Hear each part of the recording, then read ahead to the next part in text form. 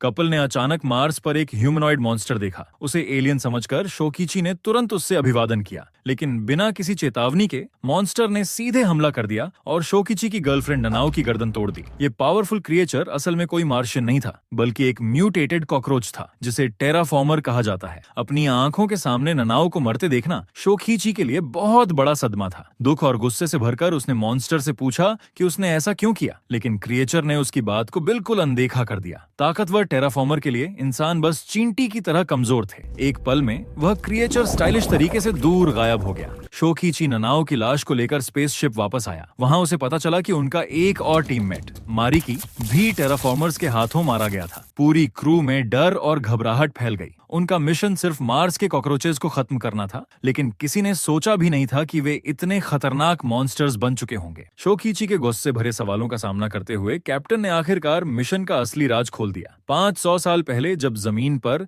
जनसंख्या अधिक होने लगी और संसाधनों की कमी होने लगी, तो इंसानों ने मंगल ग्रह को बसाने का एक बड़ा प्लान बनाया। मंगल के कठोर वातावरण को बेहतर बनाने के लिए सबसे पहले उन्होंने ग्रह के सतह का तापमान बढ़ाया। फिर उन्होंने और मजबूत कॉकरोचेस को मंगल पर भेजा, लेकिन किसी ने यह सोचा भी नहीं था कि सदियों बाद ये तिलचट्टे इतनी बुरी तरह म्यूटेट हो जाएंगे और मंगल के चरम वातावरण के साथ इतनी अच्छी तरह ढल जाएंगे। इससे पहले भी इंसानों ने एक स्पेसशिप भेजी थी जिसका नाम था NX-1, लेकिन अफसोस वह पूरी तरह से तबाह हो गई। अपना कॉलोनाइजेशन प्लान पूरा करने के इरादे से अब उन्होंने एक नई स्पेसशिप भेजी जिसका नाम था बग्स 2। इस मिशन को लीड कर रहे थे डॉक्टर होंडा, जिन्होंने कुछ कैदियों को आजादी और पैसों का लालच देकर भर्ती किया था। उन्हें सिर्फ इतना बताया गया था कि उनका काम तिलचट्टों को मारना है, लेकिन यह नहीं बताया गया कि ये जीव कितने खतरनाक हैं। अब यह सब साफ था कि सभी लोगों के साथ धोखा हुआ था। अचानक डॉक्टर होंडा का एक होलोग्राम स्पेसशिप के अंदर दिखाई दिया। गुस्से से भरे शोकिची ने उस प्रोजेक्शन पर मुक्का मारा और चीख कर पूछा, तुमने सबसे झूठ क्यों बोला? लेकिन डॉक्टर होंडा ने उसे शांत होने को कहा। इस बार वह लोग तैयार थे। जमीन से रवाना होने से पहले डॉक्टर होंडा ने हर क्रू मेंबर के शरीर में कीड़ों का DNA डालकर उन्हें जेनेटिकली मॉडिफाई किया था। एक खास एक्टिवेटर इंजेक्शन के जरिए ये लोग कुछ वक्त के लिए सुपर ह्यूमन पावर्स हासिल कर सकते थे। इतनी ताकत जो टेराफॉर्मर्स से लड़ने के लिए काफी थी। कैप्टन ने सब कुछ समझाने के बाद हर क्रू मेंबर के दिमाग में उनकी खास कीट शक्तियों का डेटा अपलोड कर दिया, लेकिन उसने साथ ही यह भी चेतावनी दी, इन शक्तियों का इस्तेमाल संभल कर करना, क्योंकि अगर ज्यादा उपयोग किया गया तो जान को खतरा हो सकता है। उसकी बात खत्म होते ही एक टेराफॉर्मर अचानक स्पेसशिप के बाहर दिखाई दिया। उस वक्त एक बैटल हार्डेंड मर्सनरी आगे आया। उसका नाम था गॉडली। वह क्रिएचर का सामना खुद करने के लिए तैयार था। उसका सेल्फ कॉन्फिडेंस देखकर सबको लगा कि वह आसानी से जीत जाएगा। गॉडली ने एक्टिवेटर अपने शरीर में इंजेक्ट किया और तुरंत एक बॉम्बार्डियर बीटल में बदल गया। इसके बावजूद उसकी कॉम्बैट स्ट्रेंथ आम इंसानों से कई गुना ज्यादा थी। सामने खड़े ताकतवर टेराफॉर्मर के सामने वह बिना डरे अपनी जगह बनाए खड़ा रहा। गॉडली अपने हाथों से जलते हुए फ्लेम्स भी निकाल सकता था। उसने यह अटैक मूव फाइनल स्ट्राइक के लिए प्लान किया था। गॉडली ने सोचा था कि वह टेराफॉर्मर को जिंदा जला देगा, लेकिन उसके लिए यह सब कुछ हैरान कर देने वाला था कि टेराफॉर्मर पर उसकी फ्लेम्स का कोई असर ही नहीं हुआ। जैसे ही गॉडली ने दोबारा अटैक करने की कोशिश की, टेराफॉर्मर एक पल में आगे बढ़ा और उसे तुरंत मार डाला। सब लोग हैरान हो गए और अगले ही सेकंड वह टेराफॉर्मर स्पेसशिप के अंदर दिखाई दिया। उसने अपना सिर बार बार ग्लास पर मारना शुरू कर दिया। वाइस कैप्टन झांग ने सबको शांत करने की कोशिश की और कहा कि यह ग्लास नहीं टूट सकता, लेकिन उसके कहने से पहले ही टेराफॉर्मर ने ग्लास तोड़ दिया और 2 क्रू मेंबर्स को तुरंत मार डाला। ये देखकर कैप्टन ने एक्टिवेटर अपने शरीर में इंजेक्ट किया। अगले ही पल वह बुलेट एंट में ट्रांसफॉर्म हो गया। जैसे कि उम्मीद थी, बुलेट एंट का फॉर्म भयानक था। उसके पंचेस बिल्कुल बुलेट्स की तरह पावरफुल थे और सिर्फ एक ही पंच में कैप्टन ने उस टेराफॉर्मर को धूल चटा दी। लेकिन उनके सेलिब्रेट करने से पहले ही शिप के रडार ने स्कैन किया कि और भी टेराफॉर्मर्स तेजी से उनकी तरफ बढ़ रहे हैं। इतने सारे दुश्मनों के सामने टिकना नामुमकिन था। कैप्टन ने तुरंत ऑर्डर दिया, मिशन अबॉर्ट करो और जमीन पर वापस चलो। लेकिन उसी वक्त शिप का लॉन्च सिस्टम अचानक फेल हो गया। अब उनके पास सिर्फ एक ही ऑप्शन बचा था, पास में मौजूद NX-1 शिप तक पहुंचना और उसके सिस्टम को बग्स 2 में ट्रांसफर करना, क्योंकि दोनों शिप्स का सिस्टम एक जैसा था। अगर ट्रांसप्लांट सफल हो जाता तो लॉन्च दोबारा मुमकिन हो सकता था। कैप्टन ने तय किया कि वह वहीं रुककर टेराफॉर्मर्स के स्वार्म को रोकेगा, ताकि बाकी लोग NX-1 तक सुरक्षित पहुंच सकें।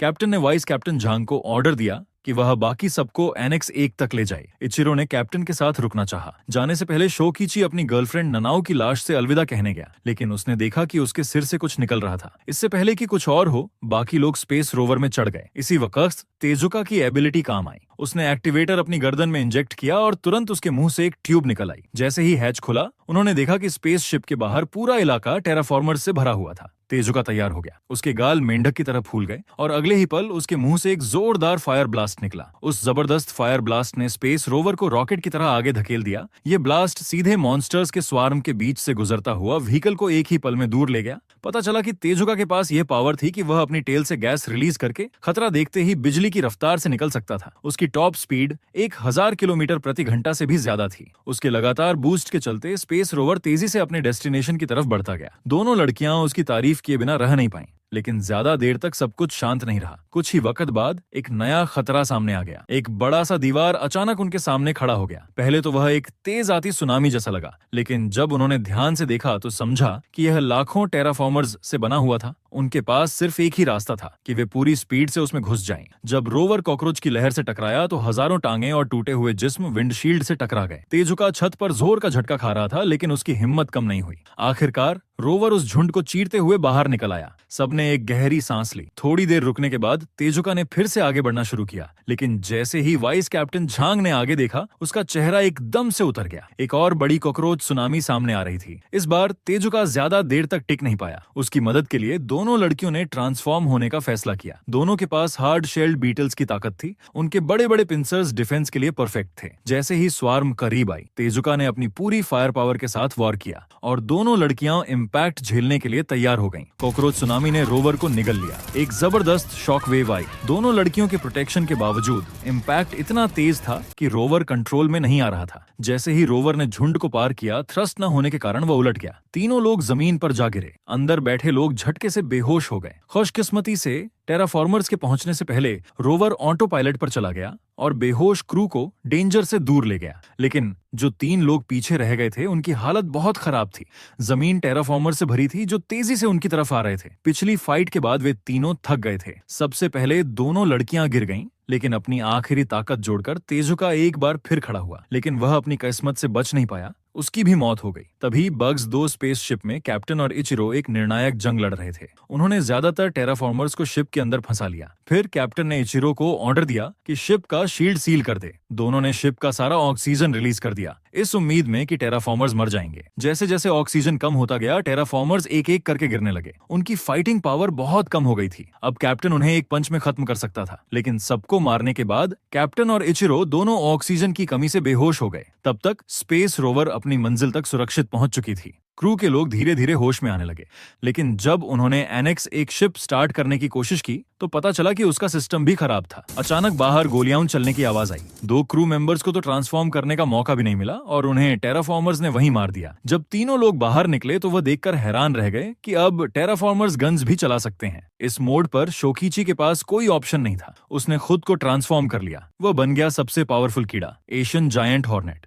उसके हाथों में जहरीले कांटों वाले स्टिंगर्स थे जो एक पावरफुल टेराफॉर्मर को सिर्फ एक वार में मार सकते थे। जब मोतो ने शोकिची की ताकत देखी तो वह खुद को रोक नहीं पाया और उसने भी इंजेक्शन लगा लिया। वह बन गया एक डेजर्ट लोकस्ट। उसके पैर बहुत मजबूत थे और उसकी किक पावर जबरदस्त थी। दूसरी तरफ वाइस कैप्टन जांग ने मैंटिस में बदलाव लिया। उसके तेज हाथ छुरी जैसे थे जो टेराफॉर्मर्स को सब्जियों की तरह काट रहे थे। जब ये तीनों मिलकर लड़े तो उन्होंने तुरंत ही 1 दर्जन से ज्यादा टेराफॉर्मर्स को खत्म कर दिया। इसी बीच बग्स 2 शिप पर ऑक्सीजन सिस्टम धीरे धीरे रिकवर कर रहा था, लेकिन मरने के करीब पहुंच चुके कैप्टन ने अचानक एक और टेराफॉर्मर को शिप के अंदर देखा जिसकी बंदूक सीधी उसकी तरफ थी। कैप्टन को कुछ समझ ही नहीं आया कि अचानक उस टेराफॉर्मर का शरीर फट गया। अंदर से निकली मारिकी, वही क्रू मेंबर जिसे सब लोग समझ चुके थे कि वह बहुत पहले मर चुकी है। मारिकी एक फ्लैट हेडेड वॉस्प थी। उसके खास स्टिंगर की वजह से वह टेराफॉर्मर्स के दिमाग पर कंट्रोल कर सकती थी और उन्हें अपनी कठपुतली बना लेती थी। इसी तरीके से वह पहले भी बची थी। दरअसल वह मार्स पर सिर्फ कॉकरोचेस मारने नहीं आई थी। उसका एक गुप्त मिशन था होंडा की तरफ से एक टेराफॉर्मर का अंडा पृथ्वी तक ले जाना। कैप्टन इस प्लान से सहमत नहीं था, इसलिए मारिकी ने उसे गोली मार दी। इचिरो जो पास में पड़ा था असल में उसका साथी निकला। मारिकी ने एक ग्लास पानी इचिरो के ऊपर डाला और कुछ ही सेकंड में वह जिंदा हो गया। इचिरो एक स्लीपिंग किरोनोमिड था, एक ऐसा प्राणी जिसमें लगभग अमर होने की क्षमता थी। वह 2.5 मिनट तक उबलते पानी में 900 नेगेटिव डिग्री सेल्सियस से भी कम तापमान पर या वैक्यूम में भी जिंदा रह सकता था। सिर्फ एक ग्लास पानी उसे पूरी तरह से जिंदा कर देता। शिप का लॉन्च सिस्टम भी असल में खराब नहीं था, उसे इचिरो ने ही स्बोटाजन किया था। उनका मिशन सीधा था, टेराफॉर्मर का अंडा पृथ्वी पर ले जाना। जैसे ही मारिकी ने अंडा शिप में रख दिया तो अब सिर्फ लॉन्च सिस्टम रीस्टार्ट करना बाकी था और फिर पृथ्वी की ओर वापसी। इसी दौरान शोकिची और उसकी टीम बग्स 2 की तरफ वापस जा रहे थे, तभी उन्होंने शिप के इंजन की गरज सुनी। अचानक एक ड्रोन उनके सामने आया। डॉक्टर होंडा कंट्रोल कर रहा था। अब जब उसका प्लान लगभग पूरा हो गया था, डॉक्टर होंडा ने सारी सच्चाई बता दी। एनेक्स एक मिशन पूरी तरह फेल हो गया था, लेकिन एक एस्केप पॉड पृथ्वी वापस गया था और वह टेराफॉर्मर का सिर ले गया था। उसी सिर का इस्तेमाल करके उन्होंने एक फॉर्मूला बनाया जो कीट डीएनए को इंसानी डीएनए के साथ मिला सकता था, लेकिन वह टेक्नोलॉजी अभी तक परफेक्ट नहीं थी। इसलिए बग्स 2 मिशन लॉन्च किया गया, कॉकरोचेस को मारने के लिए नहीं, बल्कि क्रू के बैटल डेटा को टेस्ट करने और एक टेराफॉर्मर का अंडा छुपाकर पृथ्वी ले जाने के लिए।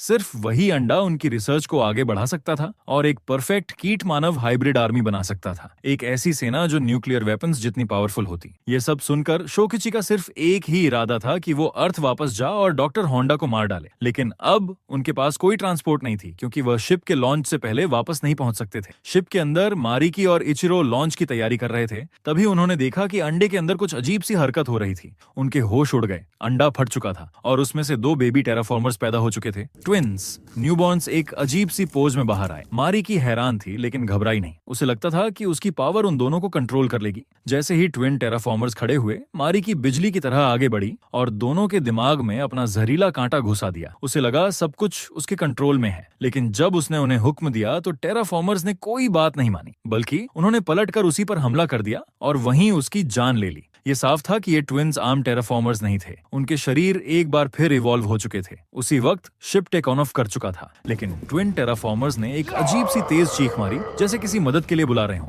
जैसे ही नीचे जमीन पर मौजूद टेराफॉर्मर्स को यह आवाज सुनाई दी तो अचानक उनके पंख निकल आए। वे फ्लाइंग टेराफॉर्मर्स में बदल गए थे। सभी आसमान में उड़ते हुए शिप की तरफ उड़ने लगे। कुछ ही देर में पूरा स्पेस शिप उनसे घिर गया और उनका वजन इतना ज्यादा हो गया कि शिप नीचे गिर गया। स्पेसक्राफ्ट क्रैश होकर वापस सरफेस पे आ गिरा। इचिरो बस सीरम लगाने ही वाला था ताकि वह लड़ सके, लेकिन एक टेराफॉर्मर ने उसे जोर से लात मारी और वह फिर से बेहोश हो गया। टेराफॉर्मर्स की संख्या बढ़ती ही जा रही थी और स्पेसशिप सीधा उस जगह क्रैश हुआ जहां पर शोकिची और उसकी टीम खड़े थे। ये सब डॉक्टर होंडा के एक्सपेक्टेशन से बहुत आगे था। अब शोकिची, मूटो और जांग पूरी तरह से टेराफॉर्मर्स के झुंड से घिर चुके थे, जिन्हें दोनों न्यूबॉर्न ट्विन लीड कर रहे थे। जैसे ही दुश्मन उनकी तरफ बढ़ा, तीनों ने तुरंत अपना सीरम इंजेक्ट कर दिया। आम टेराफॉर्मर्स उनके सामने टिक नहीं पाए, लेकिन ये दोनों स्पेशल लीडर्स कुछ और ही लेवल के थे। उनके माथे पर अलग निशान थे और वे पूरे स्वॉर्म के कमांडर जैसे लग रहे थे। शोकिची ने एक लीडर पर छुपकर वार करने की कोशिश की, लेकिन उसने एक ही पंच में उसे हरा दिया। साफ था कि ये दोनों बहुत ज्यादा पावरफुल थे। उनके मूवमेंट्स भी इंसानों जैसे लग रहे थे। फिर एक लीडर ने मूटो पर हमला किया। वाइस कैप्टन झांग तुरंत हेल्प करने आई, लेकिन वह बैटल में सबसे पहले शहीद हो गई। झांग की मौत ने मूटो को गुस्से से पागल कर दिया। खतरे की परवाह किए बिना उसने एक और डोज इंजेक्ट कर दी। उसका रूप बदल गया और ताकत में जबरदस्त इजाफा हुआ। उसने कई टेराफॉर्मर्स को आसानी से कुचल दिया, लेकिन उसके लिए ये काफी नहीं था। जब उसने तीसरा इंजेक्शन लिया तो अचानक उसके पंख निकल आए। टेराफॉर्मर्स भी अपने पंख फड़फड़ाते हुए हवा में उड़ गए। अब एक भयानक एरियल बैटल शुरू हो गई। मूटो ने एक टेराफॉर्मर को पकड़ा, टॉर्नेडो की तरह घुमाया और एक ही वार में एयर फाइट जीत ली। लेकिन सीरम के साइड इफेक्ट्स तुरंत सामने आने लगे। उसके शरीर ने बुरा रिएक्ट करना शुरू कर दिया। तभी एक जाइंट हैमर टेराफॉर्मर ने हवा में उस पर वार किया और उसे दूर तक उछाल दिया। हार मानने से इनकार करते हुए मूटो ने शोकिची की वार्निंग्स को नजरअंदाज किया और चौथी बार इंजेक्शन लगा लिया। फिर पांचवी बार भी उसने अपनी पूरी ताकत से एक लीडर पर अटैक किया। हैरानी की बात यह थी कि उसने उस लीडर को वाकई गिरा दिया। बाकी के टेराफॉर्मर्स डर के मारे जम गए, लेकिन मूटो अपनी सारी ताकत खत्म कर चुका था। अब उसमें लड़ने की हिम्मत नहीं थी। टेराफॉर्मर्स अपने लीडर का बदला लेने के लिए आगे बढ़े, लेकिन शोकिची ने वक्त पर बीच में आकर उन्हें रोका। तब तक मूटो पूरी तरह एक ग्रास हॉपर में बदल चुका था। अब वह कभी भी इंसान नहीं बन सकता था। गुस्से से भरकर शोकिची बचे हुए लीडर पर टूट पड़ा,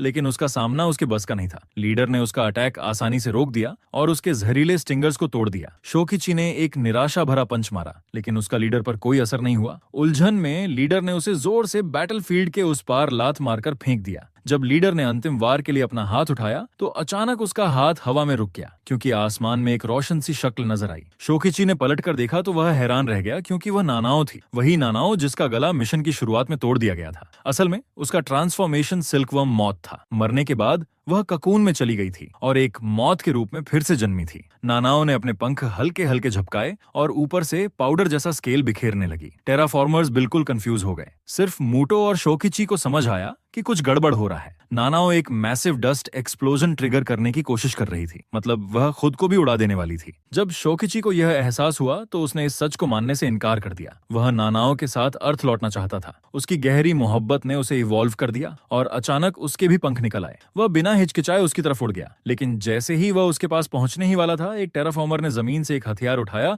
और दोनों पर ट्रिगर दबा दिया। आसमान में एक जबरदस्त धमाका हुआ। चारों तरफ के टेराफॉर्मर्स तुरंत मार दिए गए। जब आग का तूफान शोकिची की तरफ बढ़ने लगा तो मूटो ने अपनी आखिरी ताकत जोड़कर उसे खींच लिया और उसकी जान बचा ली। शोकिची कुछ नहीं कर सका, वो सिर्फ नानाओ को आग में जलता देखता रहा। बड़े धमाके के बाद शोकिची और मूटो दोनों आसमान से जमीन पर गिरे। जब शोकिची की आंखें खुली तो वह फिर से इंसान बन चुका था, लेकिन मूटो ने सीरम का ज्यादा इस्तेमाल किया था और साइड इफेक्ट्स के कारण उसकी मौत हो गई। अचानक पता चला कि लीडर और कुछ टेराफॉर्मर्स अभी भी जिंदा थे, लेकिन लीडर भी अपनी सीमा पर पहुंच चुका था। शोकिची ने बिना ट्रांसफॉर्म हुए एक सॉलिड पंच मारा और लीडर को गिरा दिया। जब लीडर जमीन पर कमजोर पड़ा था, शोकिची ने उसे मारा नहीं, बल्कि उसने उसे जिंदा छोड़ दिया। शिप पर वापस जाकर शोकिची ने देखा कि इचिरो भी जिंदा था। पता चला कुछ गिरा हुआ पानी उसे जिंदा कर गया था। इस मोड़ पर इचिरो भी डॉक्टर होंडा के लिए लड़ना नहीं चाहता था। उसने भी शोकिची को जाने दिया। आखिरकार डॉक्टर होंडा ही असली विलेन था। दोनों ने मिलकर एस्केप पॉड में बैठने का फैसला किया और अर्थ लौटने की तैयारी की, ताकि दुनिया को सच बताया जा सके। जमीन पर कुछ टेराफॉर्मर्स ने उनका पीछा करने की कोशिश की, लेकिन लीडर ने उन्हें रोका। अब जब उसमें समझ आ चुकी थी तो हो सकता है वह कभी इंसानों से लड़ना नहीं चाहता था। शायद वह सिर्फ अपने घर और अपनी कौम को बचाना चाहता था।